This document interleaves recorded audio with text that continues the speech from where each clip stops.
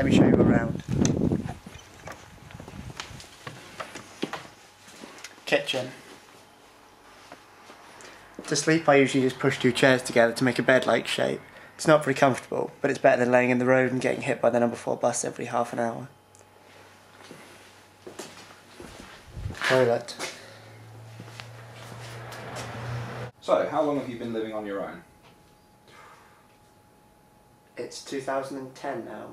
6 or 7 years maybe? Don't you ever miss life at home? Not really.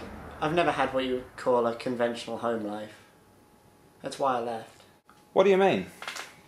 Well, it's a bit stupid really. When I was about 6 years old, my dad fell into what the doctors called a symptomless coma, which means he just got sick of living with me and gave up, just stopped living. What about your mum? She blamed me for Dad's death. Said things were never the same after I was born. She said that I'd be better off just living behind the shed at the end of the garden.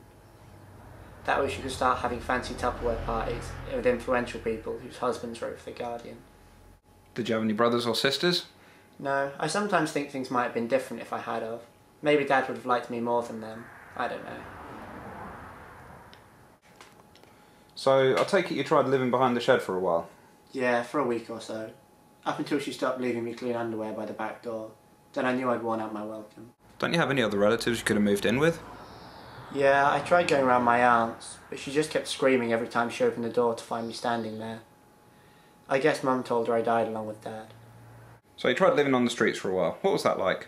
Pretty bad, to be honest. I started hanging out with the wrong people and experimenting with drugs and stuff. Tell me about your experiences with drugs. I started on weed, then moved on through stuff like coke, crack, finally landed on heroin. But it's really expensive, so that didn't last very long. But you can't have just stopped doing heroin. It's not that easy, surely. Oh god no, it's really hard. I spent 2 years trying to look for substitutes. Hell, last week I found a jar of old mayonnaise and huffed the fumes. It didn't get me high, but my piss turned blue. Have you ever considered seeking medical help? Nah, I've never been bothered. Sure, every now and again my ears bleed, and all I can hear in my head is ABBA songs, but it's alright. So, tell me about this place. I've gotten pretty lucky, to be honest. There's this weird old lady who lives in the house. She doesn't even have a car though, so I can use this garage and nobody knows. So it looks like you're doing alright here, Billy. Yeah, like I said, sometimes it can be pretty nasty. What with the ABBA playing in my head every now and again. But,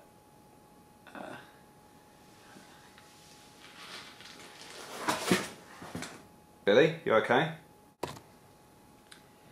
except when that happens, I'm doing alright.